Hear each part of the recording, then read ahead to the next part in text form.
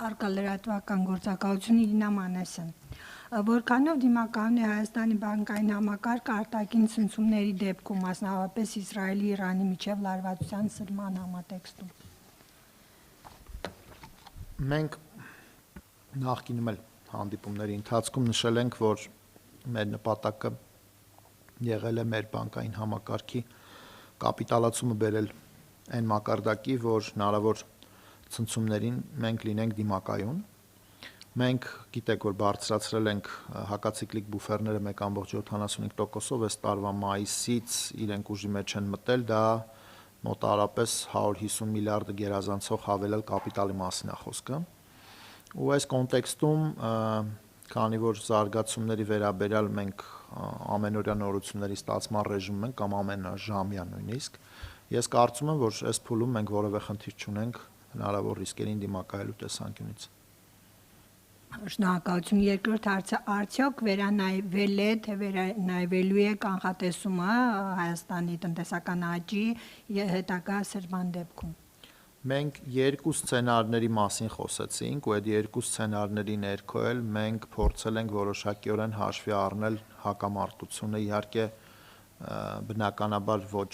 այն խորքային մոտեցումներով, որը որ մենք կունենանք որոշակի ժամանակ անց, որովհետև ամեն ինչ շատ թարմ է, բայց այնուամենայնիվ թե A տիպի, թե B տիպի սցենարների ներքո մենք որոշակի տրամաբանություն դրել ենք դրա մեջ։ Ինչի նկատի ունեմ, օրինակ, եթե տեղի ունենա մի իրավիճակ, որ ենթադրենք պատերազմը անցնի ավելի ակտիվ, ավելի խորքային ֆազայի կամ երկարի հակամարտությունը, այդ պարագայում ընդհանուր տարածաշրջանը դառնում ավելի ռիսկային։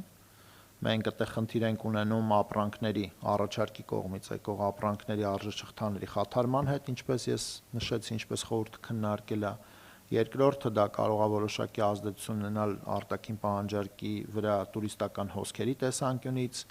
Երրորդը դա կարող է ընդհանուր ազդեցություն ունենալ մեր տարածաշրջանի ռիսկ պրեմիայի կամ ռիսկի հավելավճարի տեսանկյունից, այսինքն այստեղ մի փունջ A տիպի ռիսկեր կան,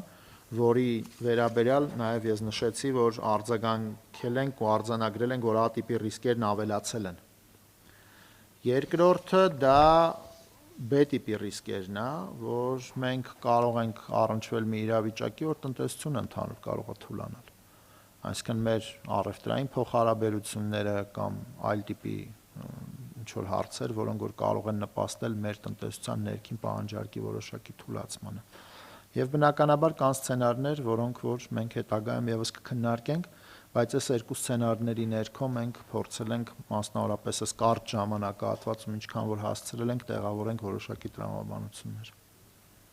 Կարելի է եսին վերջացնել տամ, կան ֆինանսական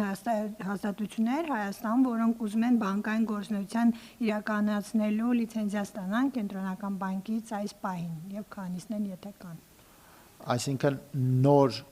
նոր բանկային լիցենզիա ստանալու դիմում արդյոք ունենք մենք, թե ոչ, չունենք այս պահին։ Եվ ինչպիսին է դիրքորոշումը կենտրոնական բանկի, եթե դիմողներ լինեն, կնայվի այդ դիմում։ Եթե դիմողները լինեն ինստիտուցիոնալ դիմողներ, մենք մեծ հաճույքով իրենց կլսենք ու կփորձենք իրենց հետ աշխատել այդ ուղղությամբ։ Մենք միշտ պատրաստ ենք ինստիտուցիոնալ խաղացողների մուտք Հայաստան ապահովելու տեսանկյունից։